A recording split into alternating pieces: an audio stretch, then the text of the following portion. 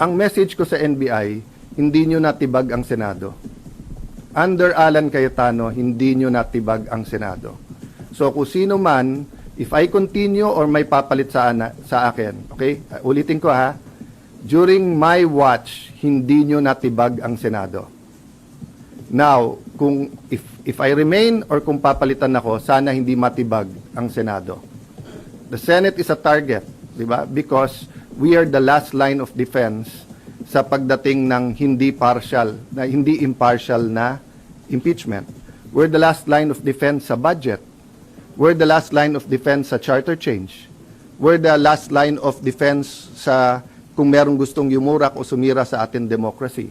I'm not saying we, the Senate, but leadership matters. Di ba? So, dun sa nagsasabing take responsibility, kayo pumasok dito, kayo na maril tapos kami pagre-resignin nyo. Dapat kayo mag-resign. Di ba? Pati yung mga ibang nagsasabing take responsibility for the shooting. I take responsibility for my reaction. Di ba? So, kung mamato ako dito, batuhin nyo ako pabalik, kayo magre-resign. Ako na mato the one who takes, you take responsibility for your action. So I will take responsibility for my reaction, how I handled everything. But I cannot take responsibility for them shooting at us. Confirmed na, may gunpowder yung hinuli. Sa loob ng Senado hinuli yon ha. Until this time, may nagsasabi sa Pangulo na ang NBI daw na sa GSIS wala daw dito sa loob at hindi daw nagpaputok. So makikita mo there's a lying all over going around. If they can lie with that simple thing, 'di ba? So sabi ko nga sa grupo namin, guys, hindi pwedeng maging general rule yung ginawa ng NBI. Tinetesting nila yung Senado.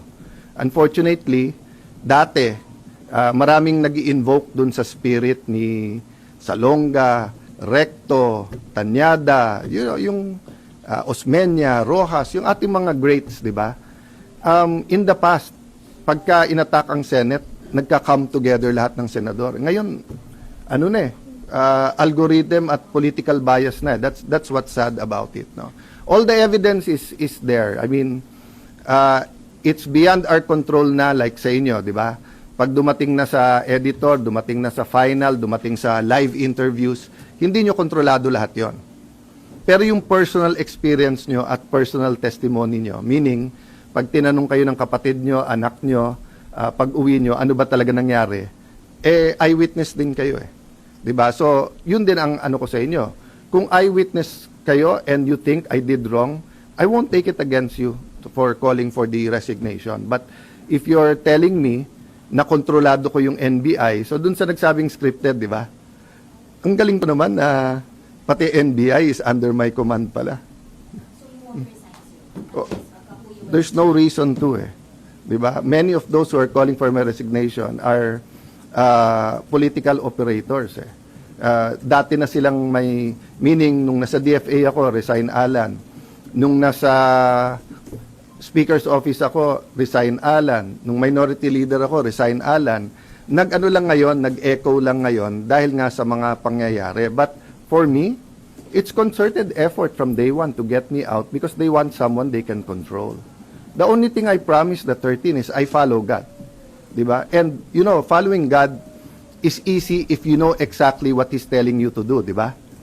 Pero if you have 5 decisions to make and all of them are godly decisions, hindi madali mag-discern na ano ba dapat gawin. So, for example, as long as I tell the truth, that's godly. Diba? But do I extend a friendly hand in friendship? Diba? Do I tell everyone, let's work together, or do I pound the table muna para alam nilang hindi pwedeng ganito yung Senate? Those are everyday decisions that needs wisdom, and I'm not claiming to have all the wisdom, di ba? But uulitin ko lang collaboration, okay.